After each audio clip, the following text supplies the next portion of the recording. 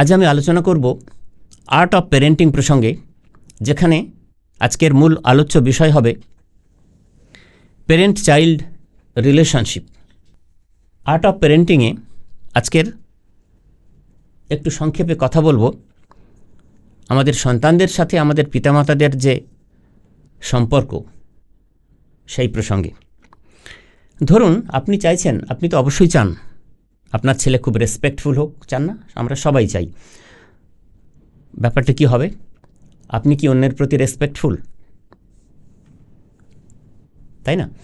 সেটা আগে দেখতে হবে। কীরকম না, আপনার বাড়িতে কাজের লোক, তার সঙ্গে আপনারা সবসময় কি সুমধুর ব্যবহার করেন না? রাস্তাঘাটে রিক্সাওয়ালার সাথে করেন না। আরও অনেক পরিস্থিতিতে আমরা কিন্তু করি না। তো আপনার সন্তান আপনার সঙ্গে আছে, এরকম সময় আপনি এমন কিছু ব্যবহার করছেন যেগুলো তার কাছে নেগেটিভ, সে তো সেগুলোই শিখছে। তাহলে সন্তানকে যদি রেসপেক্টফুলভাবে বড় করতে চান, তাহলে আপনাকে সব সময় সমস্ত পরিবেশে আপনাকে রেসপেক্টফুল থাকতে হবে। আপনি এও চাইছেন যে আপনার সন্তান অনেস্ট হোক। অনেস্টি আমরা সবাই চাই, সততাই তো সর্বশ্রেষ্ঠ গুণ।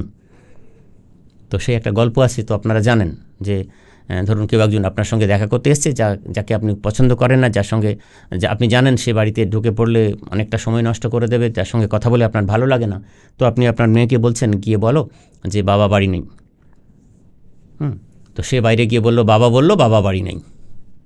তো ছোটরা না অনেস্ট, একেবারেই অনেস্ট।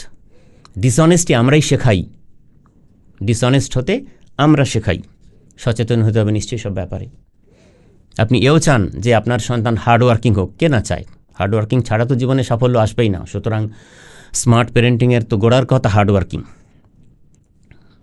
তো এই হার্ডওয়ার্কিংয়ের একটা গল্প বলি। এটা তামিলনাড়ুর একটা শহরের গল্প। তো সেখানে এক ডায়মন্ডের বিজনেসম্যান, তিনি একেবারে শূন্য থেকে শুরু করে প্রায় 100 কোটি টাকার বিজনেস করেছেন। তো তার ছেলে লন্ডন স্কুল অফ ইকোনমিক্স থেকে পাশ করে ম্যানেজমেন্ট পড়ে আমেরিকা থেকে দেশে ফিরেছেন। সেও প্রতিষ্ঠিত, সেও কিন্তু যোগ্য। কিন্তু তার বাবা তাকে বললেন যে দেখো, তুমি প্রথাগত শিক্ষা নিয়ে এসেছো, কিন্তু এই বিজনেসে, আমার বিজনেসে তুমি যে হাল ধরতে পারবে সেটার প্রমাণ দিতে হবে তোমাকে, তবেই কিন্তু তুমি আমার উত্তরসূরি এবং আমার এই চেয়ারে তুমি বসতে পারবে। বাবা কিন্তু তার ওই লন্ডন স্কুল অফ ইকোনমিক্সের ডিগ্রি আর হার্ভার্ড ম্যানেজমেন্টের ডিগ্রি দেখে কিন্তু তাকে তার আসনে বসতে দেননি, আসন ছেড়ে দেননি। বাবা কি করলেন? বাবা ছেলের হাতে 5,000 টাকা দিলেন, আর দিয়ে তামিলনাড়ুর খুব প্রত্যন্ত একটা এরিয়া, যেখানে খুব ডায়ালেক্ট, এমন ভাষা চলে যে ভাষাই তারা বোঝে না, এই ছেলেটি বোঝে না, সেখানে পাঠিয়ে দিলেন সেই গ্রামের দিকে। বললেন যে ওইখানে গিয়ে তুমি 1 মাস কাটিয়ে এসো, আর এই 5,000 টাকা কিন্তু খরচ করবে না, খুব প্রয়োজন ছাড়া এই টাকাটা খরচ করবেন, এটা বাঁচিয়েই তুমি 1 মাস পরে ফিরে এসো। দেখুন, বাবার কিন্তু শত শত কোটি টাকা, কিন্তু তিনি ছেলেকে এই কঠিন পরীক্ষায় ফেললেন। ছেলেটি সেখানে গেল, থাকলো, বুঝতে পারছেন, ভাষাও বুঝতে পারছে না, মানে গাছতলায় রাত কাটিয়েছে, নির্ঘুম রাত কাটিয়েছে, খেতে পেয়েছে, খেতে পায়নি। যাই হোক, সব রকমভাবে 1 মাস সে ছেলেটি কাটিয়ে এই 5,000 টাকা পুরোটাই পকেটে নিয়ে সে বাড়িতে ফিরে এসেছে। তখন বাবা তার আসন ছেড়ে দিয়েছে। তো বুঝতে পারছেন বাবা এটা কেন করেছিলেন? না, ওই বাবা যখন ব্যবসা শুরু করেছিলেন, ওনার পকেটে তখন মাত্র 2,000 টাকা ছিল। তো তিনি সেখান থেকে 200-500 কোটি টাকার সাম্রাজ্য করেছেন পরিশ্রম করে। তো ছেলে যে হার্ডওয়ার্কিং, শুধু পুঁথিগত বিদ্যে দিয়ে যে হয় না, এই যে ডিসিপ্লিন, হার্ডওয়ার্কিং, কনসিস্টেন্সি, এগুলো কিন্তু খুব দরকার, পারসিস্টেন্স, এগুলো খুব দরকার। সেগুলোর তিনি একটা পরীক্ষা নিয়ে নিলেন নিজের সন্তানকে। তাহলে আপনি যদি হার্ডওয়ার্কিং হন, আপনি যদি অর্গানাইজড হন, আপনার সন্তান অর্গানাইজড হবে। আপনি ধরুন চাইছে আমার ছেলে খুব ফ্লেক্সিবল হবে, মিশবে আমাদের সাথে ঠিকভাবে, বুঝবে আমাদের।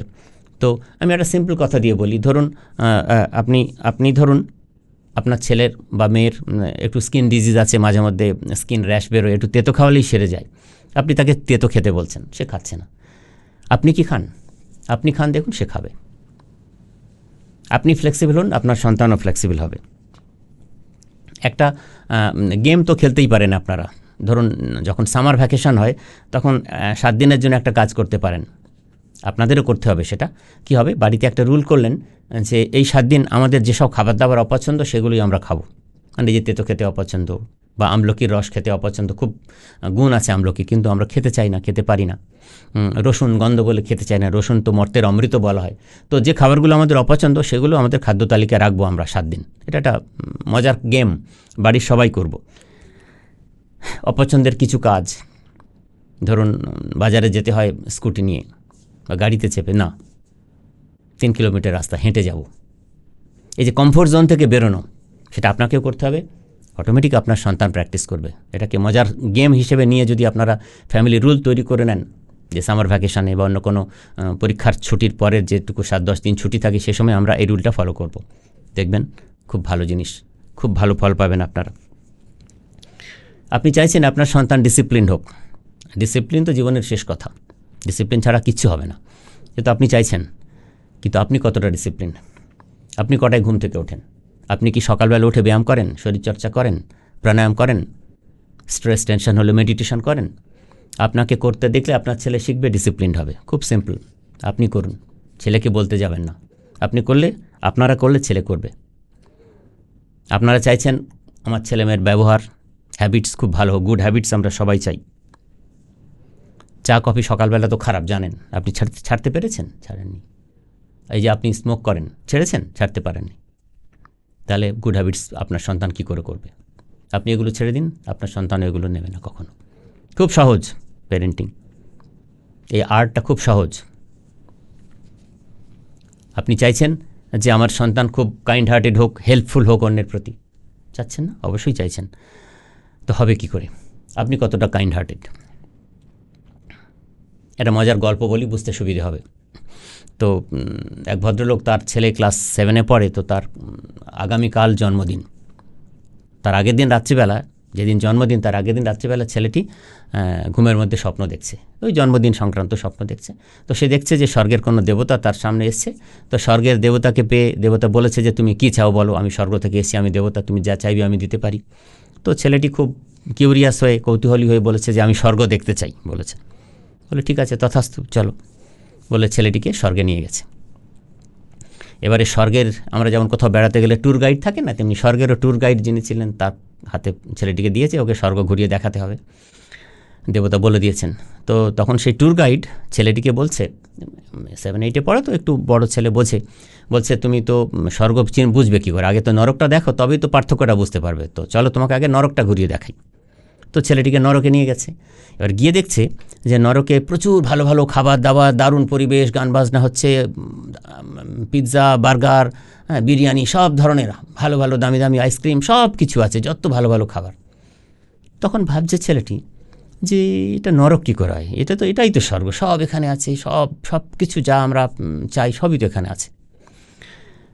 তখন সেই ট্যুর গাইড, স্বর্গের ট্যুর গাইড ছেলেটিকে বলল, না একটু তুমি ভালো করে দেখো। তখন সে দেখালো, বললো এই দেখো, যত লোক এখানে আছে ওদের হাতের এইখানে একটা রড বাঁধা, এদিক থেকে এদিক। তো এখানে যদি রড বাঁধা থাকে তাহলে হাতটা তো খাবার তুলবে, সে তুলে তো খেতে পারবে না। হাতের এইখানে পেছন দিয়ে যদি একটা রড বাঁধা থাকে তাহলে সে খাবারটা তুললো কিন্তু মুখে দিতে পারলো না। তো সুস্বাদু খাবার সামনে আছে অথচ খেতে পারছি না, এর থেকে নরক আর কী হতে পারে? আচ্ছা, বুঝলাম এটা নরক, ঠিক আছে। তখন ছেলেটিকে নিয়ে সেই ট্যুর গাইড, স্বর্গের ট্যুর গাইড গেল, নরক থেকে গেল স্বর্গে। স্বর্গে গিয়েও দেখছে সেই একই জিনিস, সেই ধরনের গান বাজনা চলছে, আনন্দ হুল্লোড় হচ্ছে, খাবার দাবার হই হই সব কিছু আছে, একই রকম সব। তখন সে ভাবছে যে তাহলে ওটা নরক আর এটা স্বর্গ কী করে হলো? ওদেরও হাতে দেখছে যে সেরকম রড বাঁধা আছে, মানে ওরা খাবারটা তুলে খেতে পারছে না, তো পার্থক্য কী? তখন ওই ট্যুর গাইড স্বর্গের তিনি বোঝালেন ছেলেটিকে যে দেখো, নরকে ওরা খাচ্ছে, খেতে পারছে না, আর স্বর্গে কী করছে? স্বর্গের এরা যারা আছে তাদেরও হাতে ওখানে রড বাঁধা, হাতটা ফোল্ড করে খেতে পারছে না, কিন্তু তারা যে সামনে বসে আছে তাকে খাবারটা দিচ্ছে, খাওয়াচ্ছে, আর সামনের লোকটি একে খাওয়াচ্ছে। তাহলে অন্যকে খাওয়ালে সে তাকে খাইয়ে দিচ্ছে। এই যে কাইন্ড হার্টেড এবং এই যে হেল্পফুল, অন্যকে হেল্প করলো, অন্যকে খাওয়ালো, খাবারটা তো আছেই, কিন্তু সামনের লোকটিকে খাওয়ালেই সেও তার হাত দিয়ে সামনে, তো হাতটা তো স্ট্রেচ করতে পারছে, ফোল্ড করতে পারছে না, তাহলে সে সামনের লোকটিকে খাওয়াতে পারছে। তো এই হচ্ছে পার্থক্য। স্বর্গের লোকেরা কাইন্ড হার্টেড, স্বর্গের লোকেরা হেল্পফুল, বাকি সব স্বর্গ নরক একই। তাহলে দেখুন এই যে দয়া, কাইন্ডনেস কত বড় জিনিস। বলে না যে ঈশ্বর আমাদের দুটো হাত দিয়েছেন, একটা হাত নিজের জন্যে, একটি হাত অন্যের সেবায় ব্যয় করতে। এটা খুব বড় কথা। তো আপনি যদি গ্রেট প্যারেন্ট হতে পারেন তাহলে একজন গ্রেট পার্সোনালিটিও হতে পারবেন। এই চর্চাগুলো নিরন্তর কিন্তু আমাদের জীবনে চালিয়ে যেতে হবে। সুতরাং আপনি যদি আপনার সন্তানকে রেসপেক্টফুল হতে চান, দেখতে চান, অনেস্ট দেখতে চান, হার্ডওয়ার্কিং দেখতে চান, ওয়েল অর্গানাইজড দেখতে চান, তাকে ফ্লেক্সিবল দেখতে চান, ডিসিপ্লিন দেখতে চান, তার হ্যাবিটস গুড হোক চান, সে কাইন্ড হার্টেড হবে, হেল্পফুল হবে, এগুলো দেখতে চান, তাহলে এগুলো প্রথমে আপনাকে হতে হবে। আপনাকে দেখে, আপনাকে করতে দেখে সে শিখবে, আপনার থেকে শুনে সে শিখবে না কখনো। আবারও এই কথা বলেই আমি শেষ করলাম। ধন্যবাদ।